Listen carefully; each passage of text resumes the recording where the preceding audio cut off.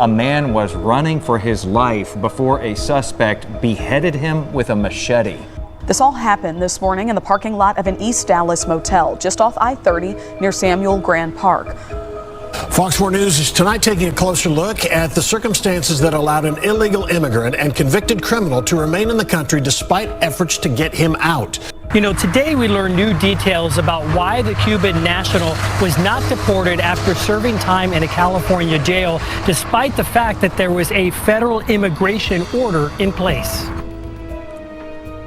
Well, hello, Venters. I hope you guys are having a good day. If you're new to the show and you've been thinking about walking every day or starting a walking routine, walk with us. We walk every single day, and we always try to talk about something interesting. Guys, 2 days ago, everybody was mesmerized by the Charlie Kirk situation, but we didn't really hear about another situation that normally would have been the talk of the whole country. In an East Dallas suite known as the Downtown Suites, people actually saw a man running for his life before being beheaded. A witness I talked to said this was an argument that started out loud between two men in the parking lot of the motel when one of the people, the suspect, went inside a motel room and came back out with a machete and began slashing the other man. That victim started running for his life, the witness says, and nearly made it to the motel office before he slipped and fell, and the suspect caught up with him. Now, they interviewed a witness, and what the witness saw was traumatic, and she's going to be the one that takes this for the rest of her life. So this guy is 37-year-old Jordanis Cobos Martinez. He was chasing at the time an unidentified man in this motel parking lot with a machete. It started off with a really loud argument in the parking lot, and apparently the guy that was arguing with him was the actual owner of the motel. And this guy, Jordanis Cobos Martinez, was actually his employee. So it starts off as a loud argument. Then Jordanis re-enters his motel room, comes out with probably a 2.5 foot long machete, and proceeds to hit the owner of the motel, apparently, according to the witness, more than 50 times, and actually succeeded in beheading this guy before he could get back inside of the main office of the hotel. It was just like a horror movie, guys. He's running, and then of course he slips just like in a movie. And then Jordanis was able to overtake him and end his life. The scariest part, the witness said that he did it in silence. So you know how sometimes you'll hear stories about how people have dark pupils and they look like the devil? Well, it doesn't get much more scarier than somebody hacking you in a matter-of-fact way in complete silence. You know, you think to yourself, I don't want to hear them grunting while they're chopping down on me, but at the same time, the alternative is just as scary, maybe even more scary. I apologize for the darkness out here. I'll try to lighten the scene here in editing, but it literally is almost dark. My schedule is such where after I get off work, I try to look for an interesting story on YouTube. So where most people would say, hey, if you do a YouTube channel, maybe practice your production over the course of a week and then, create that finished product. No, we have about 20 minutes, but we make it work, don't we, Venters? We make it work. All right, so number one, we don't see that every day in this country. And you know why we don't see that every day in this country, yet we're starting to see it more and more often? Because once again, this Jordanis Cobos Martinez apparently was an illegal immigrant that was not supposed to be here from Cuba. Now, to make matters worse, you know how a lot of times I can't stand how California runs shit? Well, back in January, he was actually supposed to be deported from a California jail. Now, at the time, the country was still run by Joe Biden's administration, but apparently they did not have an order in place with the Cuban government. Due to Cuba not wanting him back. A country has to actually have a formal agreement with the United States or an informal agreement, either way, saying that they'll receive their deportees back. And Cuba did not want this guy. I wonder why they didn't want this guy. I don't think I would want this guy back in my country either. Yet Joe Biden, instead of holding him up in prison or jail, decided to let him go. And you might be thinking, well, Jesse, maybe he didn't do anything major. He was in jail. Guys, he actually got arrested and was serving time in California for carjacking a woman's car in South Lake Tahoe while naked. Could you imagine that guy coming at you to carjack you without any clothes on, knowing that he has a machete and a third leg? Holy shit, put some clothes on, sir. I can't believe that the Biden administration would just let that guy back into the society. He makes his way out of California, probably because he knew he was probably going to land back in jail there, makes his way out to Texas, gets a job for this guy that owns the motel, and then evidently he did something that caused this argument, right? Because I doubt it was the hotel owner. And then he ends up taking the hotel owner's life. In case you're wondering, they talked to the director of Homeland Security, and the Trump administration puts guilt on the Biden admin, and I think rightfully so. You know as well as I do, our president's trying to get these people out of the country, while Biden's people fought to keep them in the country to this day.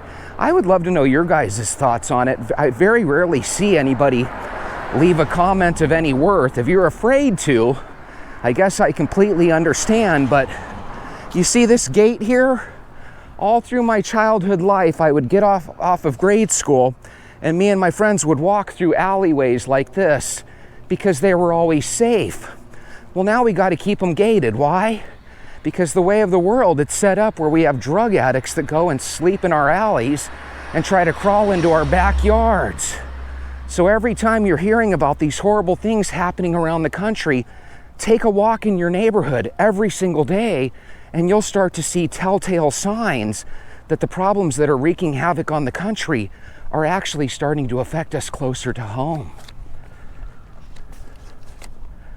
Every time I walk by that gate, I think, wow, that's a gate that keeps all of us out, not just the homeless guy that doesn't belong there. And you know what happens when you lock up one alley? They come down here and they come into other neighbors' alleys. So all you're literally doing is passing the buck. Wouldn't it be easier just to get that homeless guy and say, you know what, this is illegal, we're gonna take you to jail until you get off the drugs and, get on medication and find an actual job. Instead, we have to beg the city to put up a fence on our alleys. And again, I don't know about you, I would hate being the next street over, and now that guy's in your alleys. Absolutely sick. Where my buddy Jeff Calloway's house, at the other end by the light down there, there is a bus stop with a bench, but you would never know it. Why?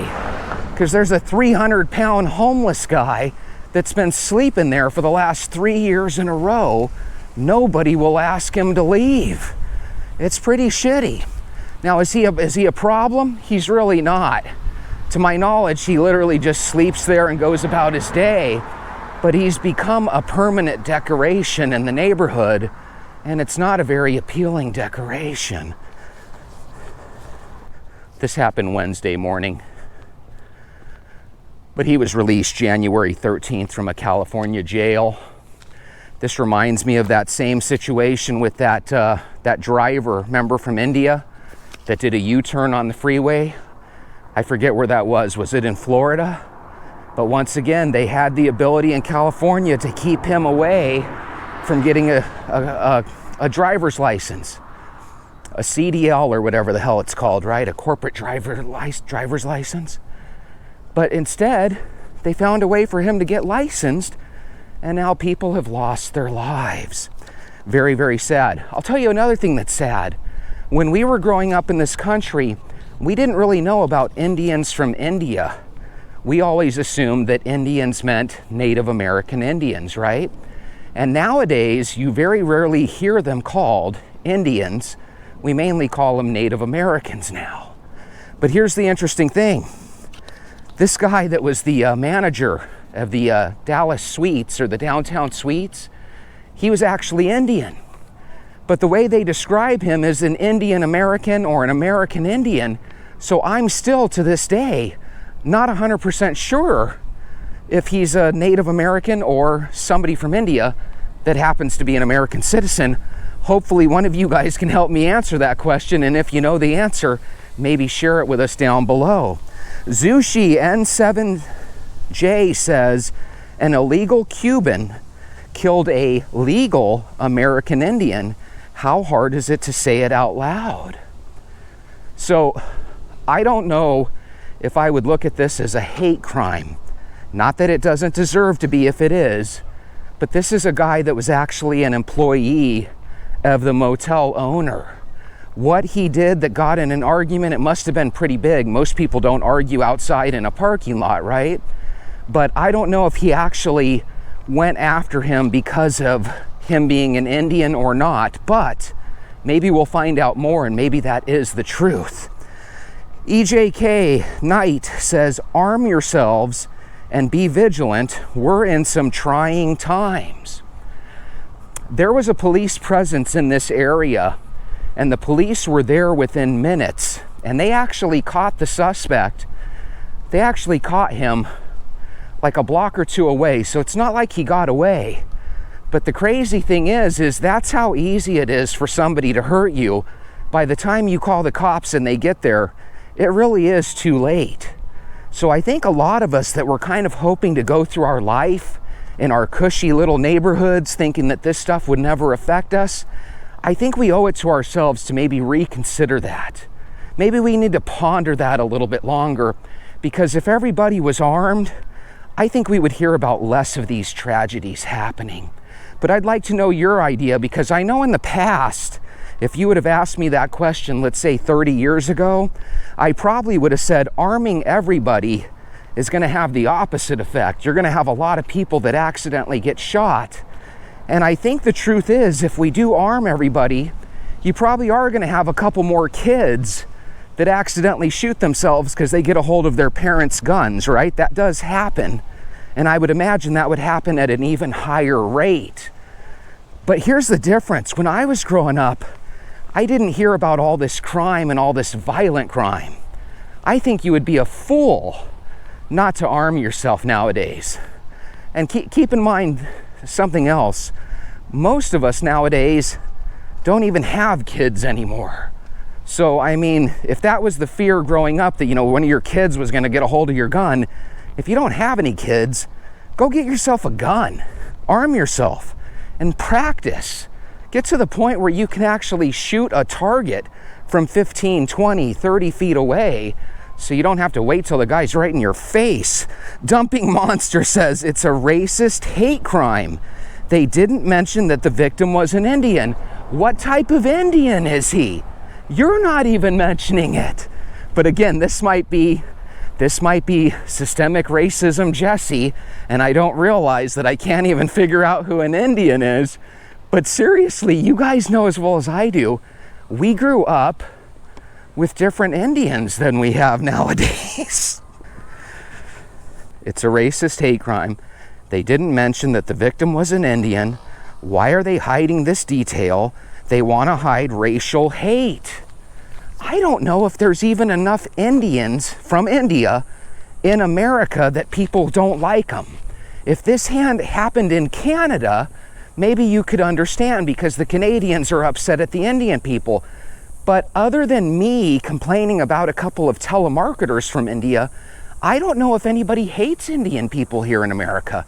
I don't think anybody does. As a matter of fact, I've probably met about 50 or 60 people from India in my lifetime. You probably have too. They always seem pretty nice and polite. So again, I don't know if that's a true thing. I really don't. However, I don't want to minimize your thoughts. If you feel like this is something that does happen a lot in Texas or Dallas or in your neck of the woods, let us know down below. I'm all ears. Again, that Indian American was owner of the motel. Now, some of these names of these comments sound like they might be people from India. So if I was a guessing man, I would think we're not talking about a Native American Indian. We're talking about someone from India. Hannah 5849 says, the witness will never forget. Oh, that's what's so tough. You know, if you walk the major streets, because I'm walking through a neighborhood, in a neighborhood, you're almost never going to see a car accident, although they do happen. But if you're walking by major intersections, you're going to see accidents all the time. And some of those accidents are going to include human bodies. And if you were to walk around and all of a sudden you see a decapitated body because of a car crash, you're going to be shocked for the rest of your life, horrified. A couple years ago, we had a girl that got killed at the corner. She ran into the pole and her car kind of burnt up, and that's how she passed away. Nobody was able to get to her in time to save her. But that means a couple of people saw her burning in her car. That is horrific. That's the type of thing where you're gonna need to talk to a counselor. I'm not big on counselors, right, and psychiatrists and stuff, but there are some situations where they are absolutely needed. This lady's gonna need psychological help forever. Kleppo says, we all understand why the suspect is not shown on camera. We all understand who the suspect is when they don't show identity. I think the country needs to stop that. We already know that a good percentage of these people have been illegal immigrants. Let's quit hiding it. Because right when you hide it, all of a sudden everybody just assumes it, and it makes two negatives out of a negative situation. If you're just honest, at least it makes it look like our media is being honest with us. Because I think that's a big problem we have nowadays. Nobody trusts the media. I remember when I was young, you would hear people say, hey, don't read everything you see in the newspaper. Don't believe everything you see on the news. And I always thought, well, they're impartial. And then as you get older, you realize they were never impartial. Almost all the news media outlets, they all echo and parrot the same agenda, the same bias. And it's just gotten to the point where I trust YouTubers more than I trust mainstream media. Let me know your thoughts down below. Rakesh Empathy, that sounds like an Indian name, says, America is an unsafe country. Shame on America. Here's the scary thing. I'm convinced that our country can't do anything. I mean, literally, they cannot save you. If somebody wants you out, they're going to take you out. There's very little that can save you in this world. So I'm just thinking maybe we've been looking at stuff the wrong way. Instead of looking at the gun like the enemy, maybe we need to look at the gun for what it really is. It's the police when the police don't show up. People need to have something that can repel the bad guy. And if the bad guy's coming at you with a 3-foot-long machete, you know, good luck. And look what happens when someone tries to run away and they fall. They just end up eliminating the guy, right? So if you can't reason with people, and by the way, good luck trying to reason with somebody that doesn't speak English, right? If you can't reason with them, you have to defend yourself. So I think we ought to make a change in this country. We've got 400 million guns. Maybe we need to make it 600 million and get armed. Hi guys, how are you?